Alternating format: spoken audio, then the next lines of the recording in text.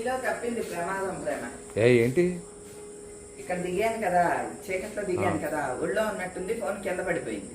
నీకు కారు చెప్పేసి ఇదిగో ఇవన్నీ తీసుకుని వచ్చాం కదా ఇద్దరు, ఫోన్ కనపడలేదని వెళ్ళాను. కారులో ఉందేమో అనుకున్నా, రోడ్డు మీద ఇలా పడిపోయాను. అయ్యో, బండి ఏదన్నా వెళ్ళిందంటే పప్పు పప్పు అయిపోయేది మొత్తం. అది మ్యాటర్. అమ్మా, ఈ మా సరుకులు మా సరంచామా అండి.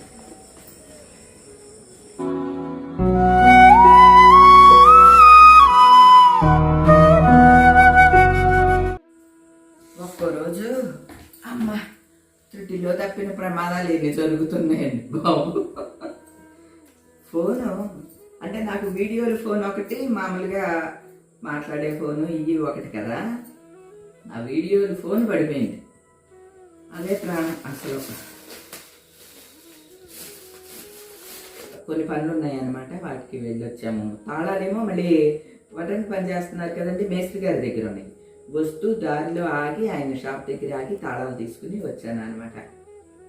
ప్రేమబాబు నేను లేదా మా వారు నేను వెళ్ళామనుకోండి, ఒక 10 హాల్టులు అన్నా ఉంటాయి కారులోనే. ఈ పనులన్నీ ఆగుతూ ఆగుతూ ఇదివరకు అనేవాడు, మున్సిపాలిటీ బండి చెత్త చూస్తే ఆగిపోతుంది అని. ఇదివరకు మున్సిపాలిటీ బండి అంటే వేరుగా ఉండేది, మీకు తెలుసు కదండి, ఎడ్ల బండి ఉండేది. అది చెత్త ఉన్న దగ్గర ఆగిపోతూ ఉండేది, అలవాటు అయిపోయింది. ఆ మాట ఇప్పటికీ ఉన్నది, మీకు తెలుసా అండి. మోటార్ బళ్ళు కాదు ఇప్పుడంటే, ట్రాక్టర్లని టిప్పర్ లాంటివి అలాంటివి అన్నీ వచ్చినాయి, చెత్త వేసుకెళ్ళాయి. ఇదివరకు అవి కాదండి. అలాగా మున్సిపాలిటీ ఎడ్ల బండి అని అనేవాళ్ళు అనమాట. ఎక్కడ పడితే అక్కడ ఆగిపోతే అన్నట్టు. అట్లానే నా పనులన్నీ చూసుకుని, ప్రేమ ఆపు, అక్కడ ఆ పని చూసుకోవాలి, ప్రేమ ఆపు, ఇక్కడ ఈ పని చూసుకోవాలి, ఇలాగా ఆగుతూ ఆగుతూ వచ్చాను అనమాట అండి. నాకు అదే అలవాటండి. నాకే కాదండి, మా అత్తగారు అంటే. మా అత్తగారు నేను బయటికి వెళ్ళామంటే అండి, నడుస్తా వెళ్ళేవాళ్ళము, కారులో ఆగిపోయాను. ఈ ఇంట్లో ఆవును కొన్నాము, అలానే అక్కడ ఏదో చెప్పేవాడు. మళ్ళీ ఓ 10 అడుగులు వేసిన తర్వాత ఇక్కడ అచ్చయ్యమ్మ గారు వాళ్ళు ఉండేవాళ్ళు. ఆ తర్వాత ఇక్కడి నుంచి మన ఇంట్లోకి అద్దెకి వచ్చారు అని అక్కడ ఆగిపోయి ఇట్లా చేతులు కట్టుకుని చెప్పేవాడు. మనం కూడా ఆగిపోయాడు. అప్పుడు ఎంగేజ్లో ఉండేవాళ్ళం కదా, సిగ్గేసిపోయేదన్నమాట. రోడ్డు మీద ఏంటి మా అత్తగారు ఇట్లా ఆపేసేసి చెప్తున్నారు అని చెప్పి. ఇప్పుడు మనం ఆ స్టేజ్కి వచ్చాం కదా, ఇప్పుడు ఇలా ఆపాపు నన్ను అన్ని కొనుక్కుని వస్తుంటే మా అత్తగారే గుర్తుకొస్తున్నారండి. అత్తమ్మని ఎట్లానే అనుకునేవాళ్ళం. ఓకేనండి, సరే ఈవేళంతా తిరుగుడు పనులు అన్నీ అయిపోయాయండి. బాబు చూడండి వచ్చేసి టిఫిన్ చేసేస్తున్నాడు. లేదు, నేను స్నానం చేసి దీపం పెట్టుకుని వచ్చి తింటాను. ఆగవా ఇంకా తినేయటమేనా? అవును, 6ంటికి బయలుదేరామండి. ఇప్పుడు టైం ఎంత అయింది అనుకుంటున్నారు? 9ంటికి పెట్ట గూటికి చేరింది అంటారు చూడండి, ఆ టైపులో 9ంటికి చేరామన్నమాట. సరే నువ్వు తినే నాన్న, వస్తున్నాను ఒక 10 నిమిషాలు.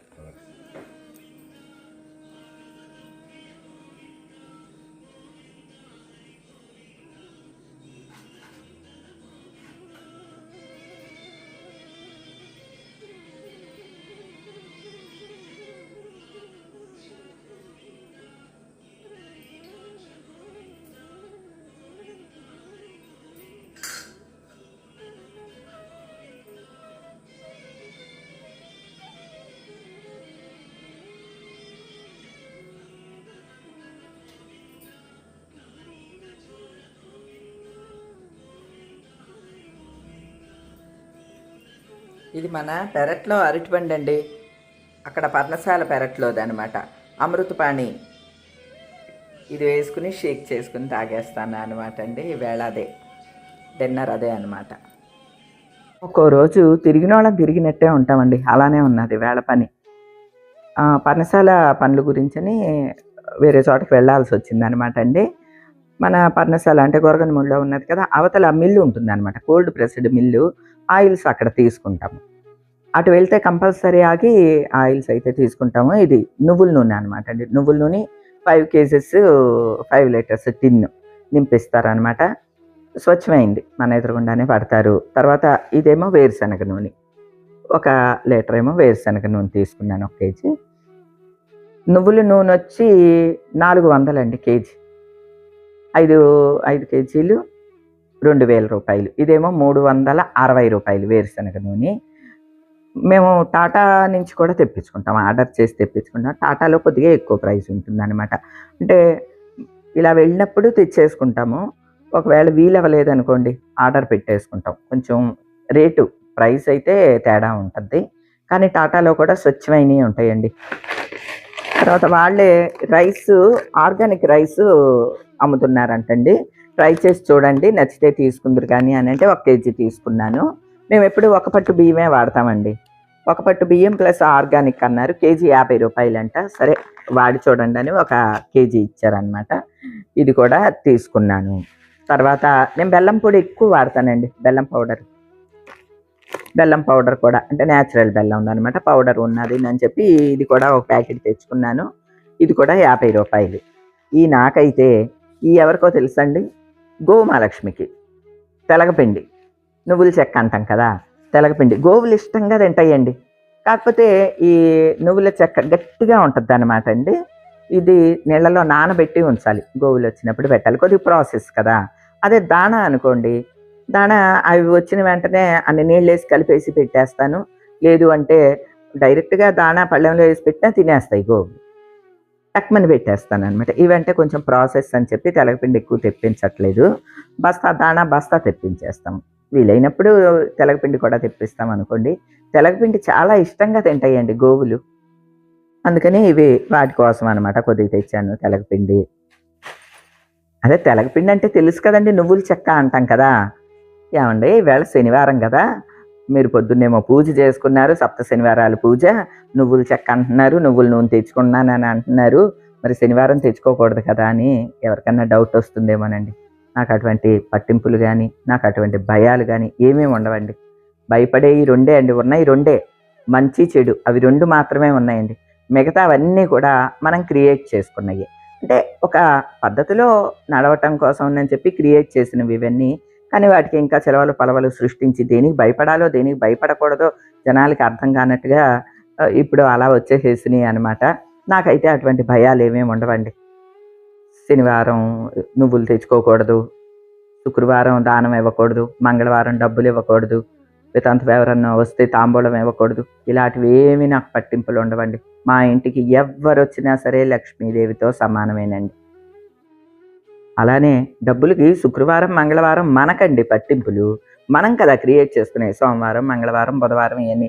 దేవుడు ఎక్కడన్నా సోమవారం మంగళవారం ఇవన్నీ క్రియేట్ చేశాడా అండి? లేదు కదా. ఇచ్చేది మాత్రమే ఆయన పరిగణలోకి వెళ్తుంది. మన పని అయ్యిందా లేదా, పని కోసం మనం డబ్బులు ఇస్తున్నాం అంతే. ఓ దానం అనుకోండి, ఓ మంచి విషయం కోసం డబ్బులు ఇస్తున్నాం అంతే. దానికి శుక్రవారం మంగళవారం ఇవన్నీ ఏంటంటే అవి నేను నమ్మనండి అంతే. నేను నమ్మేది భయపడేది మాత్రం మంచి చెడు. మనం ఎదుటి వాళ్ళని నొప్పించాము అని అంటే అది చెడు. ఎదుటి వాళ్ళు మన వల్ల అంతో ఎంతో సంతోషపడ్డారు, చిన్న చిరునవ్వు మన వల్ల ఏర్పడినా అది మంచి, అంతే అండి. ఈ మంచి చెడు లెక్క మాత్రం పైవాడు ఒకడు ఉంటాడండి, ఆయన చూసుకుంటాడు అంతే. మనం ఎవ్వరికి చెప్పలేము, మెప్పించలేము, ఏది చేయలేమండి. అందరినీ మెప్పించడం ఎవరి వల్ల కాదు, భగవంతుడి వల్లే కాలేదండి. భగవంతుడినే ఎన్నో అంటున్నారు, మనం ఒక లెక్క అండి. మానవ మాతృలం, పిచ్చి జనాలం, మనం ఒక లెక్క. కానీ మనకేం ఇవ్వాలి అనేది భగవంతుడికి తెలుసు. అది మన ప్రవర్తనని బట్టే ఉంటుంది అంతే తప్ప శనివారం నాడు వీళ్ళు ఆయిల్ కొన్నారు కాబట్టి వీళ్ళకి ఇచ్చేది కట్ చేసేద్దాం, ఇలాంటిది ఏమీ ఉండదండి అని నేను అనుకుంటాను. నేను ఇలా ఉన్నాను కాబట్టి మీరు ఇలానే ఉండండి అని నేను చెప్పనండి. నాకు ఇటువంటి భయాలు అవి ఏమేమి ఉండవండి. భక్తి అంటారా, అపరిమితమైన భక్తి. క్షణం రోజు తలుస్తూనే ఉంటాను భగవంతుడిని, అలాగా తలుస్తూనే ఉంటాను. నా నాలుగు చివరన అట్లాగా మాట్లాడుతూనే ఉంటాను, దేవుడితోనే మాట్లాడేసుకుంటాను అంత అనమాట అండి. అంటే నాకు మనుషులే ఉండాలని ఏం లేదండి. దేవుడితో మాట్లాడుకున్నట్టే దేవుడి గదిలో మాట్లాడేసుకుంటా, ఇంట్లో మాట్లాడేసుకుంటాను, గోవులతో మాట్లాడతాను, చిలకలతో మాట్లాడతాను, మా ఇంటికి వచ్చే వాళ్ళతో మాట్లాడతా. అంటే నాకు ప్రతి ఒక్కరిలో కూడా భగవంతుడు ఉన్నాడని నేను నమ్ముతానండి. అలానే ఇలా ప్రతి ఒక్క వస్తువు కూడా ఈ మన కోసం మనం క్రియేట్ చేసుకున్నాయండి అంతే. అట్టే మాట్లాడితే ఇందులో కూడా భగవంతుడు ఉన్నాడు. ఏమండి ఇప్పుడు నువ్వుల నూనె ఉపయోగించి దీపారాధన చేయట్లేదా అంటే మరీ వితండవాదమో ఇంకొకటో అని నేను అంటలేదు. కానీ నాకు భయం ఏమేమి ఉండదండి, కాబట్టి నేను ఇవేమీ పట్టించుకోను. మళ్ళీ మీకు డౌట్ వస్తుంది నేను చెప్పి వివరంగా చెప్తున్నాను. ఎందుకంటే పూజది ఇప్పుడు కూడా చూశారు కదా, అది సప్త శనివారాల దీపాలు అలానే ఉంచాను కదండి. సాయంత్రం పూట ప్రతిరోజు కూడా హారతి ఇస్తానండి. లాస్ట్ సేవ అదే స్వామికి. మా పెరట్లో మల్లె పువ్వులు పోస్తాయి కదా, పారిజాతాలు మల్లె పువ్వులు సువాసన వచ్చే ఏమన్నా ఉంటే కనుక స్వామికి సమర్పించి కర్పూర హారతిని మాత్రం ఇచ్చేసేస్తాను అనమాట అండి. గంట కొట్టను. అంటే నా మనసుకి అనిపించింది, అదే ఆఖరి కైంకర్యం అనమాట భగవంతుడికి ఆ రోజుకి. ఈ రోజుకి అది లాస్ట్ కైంకర్యం. అలా కొన్ని నా మనసుకు అనిపించినట్లుగా నేను నడుచుకుంటూ వెళ్ళిపోతానండి. మీరందరూ ఇలానే పాటించండి అని మాత్రం నేను చెప్పను. ఎవరి భయాలు వాళ్ళకు ఉంటాయండి, ఎవరి ఆలోచనలు వాళ్ళకు ఉంటాయి. ఏదైనా కూడా కొంచెం తార్కికంగా ఆలోచించినప్పుడు మన మైండ్కే తెలిసిపోద్దండి. ఒక్కటైతే నేను నమ్ముతానండి, భగవంతుడు మనకి ఇవ్వాలి అంటే ఎలా అయినా ఇస్తాడండి. అంటే అవి కేవలం సుఖాలనే కాదండి, బాధలు కూడా ఇస్తాడు. అది కూడా ఆయన ఇస్తేనే కదండి ఏదైనా మనకు వచ్చేది. ఇక్కడ రాసి పెట్టి ఉన్నది అని అంటే పడక తప్పదు. అది కూడా స్వామి ప్రసాదమే. ఓన్లీ అయ్యో బాధలు పడిపోతాం అంతే అండి. ఎందుకంటే ఇప్పుడు ఆ బాధను స్వీకరించలేదు అనుకోండి, అన్ని సుఖాలే ఉంటాయా? ఉండవు కదా. ఇంకో పెద్ద బాధ ఏదో ఇస్తాడు. ఎందుకు వచ్చింది ఈ బాధ? ఏదో స్వీకరించేసామనుకోండి, తిట్టారా పడదాం, మనల్ని మాట్లాడినారా సరే తల ఉంచుకుందాం పడదాం, పోయేదేముంది? మనం ఏంటన్నది పైవాడికి తెలుసు, మనకి తెలుసు. మన మనస్సాక్షికి పైవాడికి తప్ప ఇంకెవ్వరికి మనం సమాధానం చెప్పక్కర్లేదండి. మనం ఏంటన్నది మన వాళ్ళందరికీ కూడా తెలుసు, మనతో పరిచయం ఉన్న వాళ్ళకి తెలుసు. కానీ ఒక మూల అయితే ఒక దుగ్ధ ఉంటుంది ఎవరికైనా. చెడు అయితే బాగుండు, ఈమె చెడ్డదైతే బాగుండు, ఇంకేదన్నా జరిగితే బాగుండు, ఇలాంటిది ప్రతి మనిషికి ఒక దుగ్ధ అయితే, దుగ్ధ అంటారు దాన్ని కదా, అలాంటి ఒకటి ఉంటుంది మనసులో. దాన్ని దరిచేరనీయకుండా ఉండటమేనండి మన పని. అది గాన ప్రవేశించిందే ఆ మనసులోకి, అసూయ, ద్వేషం, కోపం, క్రోధం అన్నీ వచ్చేస్తాయి అన్నమాట. వయసు పెరుగుతున్నా కొద్దీ ఇవన్నీ కూడా తెలుస్తాయండి. ఏదేమైనానండి, ఈవేళ ఈ పనులన్నీ చేసుకోవటం మళ్ళీ మీకు డౌట్ వస్తుందని వివరంగా చెప్పాను అనమాట. అంతే. ముఖ్యంగా ఈవేళ ఫోన్ మాత్రం పచ్చడైపోయేదండి బండి ఏదన్నా వెళ్తే కనుక. అదృష్టవశాత్తు వెళ్ళి ఎదుకుని తెచ్చుకున్నాను. బాగానే ఉన్నదిలేండి, ఏమీ అవ్వలేదు. ఏదైనా సరే అండి, ఇక్కడ రాసి పెట్టున్నది జరుగుతుందండి. ఆ రాత మన ప్రవర్తనని బట్టి ఉంటుంది. భగవంతుడిచ్చే ప్రతి ప్రసాదాన్ని మనం స్వీకరించాలి. ఆయన ఇచ్చిన ఈ లైఫ్ని ధైర్యంగా ఎదుర్కొంటూ ముందుకెళ్ళాలి. మన పనులన్నీ మనం చేసుకుంటూ వెళ్ళాలి. ఆయన ఇచ్చినయే కదండి ఇవన్నీ. ఇదిగోండి నా డిన్నర్ ఇదే అండి. ప్రోటీన్ షేక్ బనానా వేసుకుని తాగేసాను కదా, కంప్లీట్ అయిపోయింది. చాలా లైట్గా ఉంటుంది అనమాట అండి. ఏమండి, వీలైనంత మటుకు డిన్నరు లైట్గా చేయటమే బెస్ట్ అండి. లైట్గా డిన్నర్ తీసుకోవటం, లైట్గా మాట్లాడటం, దేన్నైనా సరే లైట్గా తీసుకోవటం వల్ల మనం కూడా లైట్గా ఉంటామండి. ప్రతి పనికిమాలినవి అన్నీ తవ్వి తట్టలోకి ఎత్తుకున్నాం అనుకోండి, బరువు అయిపోతుంది తట్ట. ఇగోండి ఇలాగా శనివారం ఈ కొనకూడదు, అలా ఇలా ఇటువంటివన్నీ ఒక్కొక్కటి తట్టలో వేస్తున్నాం అనుకోండి, బరువు అయిపోతుందండి. మనకి ఎందుకండి? లైఫ్ లైట్గా ఉండాలి అంటే లైట్గా తీసుకోవటమే బెస్ట్ అనేది నా అభిప్రాయం అండి. ఓకేనా అండి? ఈవేళ పనులు ఇవ్వండి. ఈ విధంగా ఇవన్నీ కంప్లీట్ చేసుకున్నాను. మళ్ళీ రేపు మామూలే అండి. పొద్దున్నే అవటం, పనులన్నీ పరుగెత్తటం, పనులకి మామూలే ఇవన్నీ. ఓకేనా అండి? ఈ రోజుకైతే ఇదే. మరో మంచి వీడియోతో మళ్ళీ కలుస్తా. అప్పటి వరకు ఉంటానండి.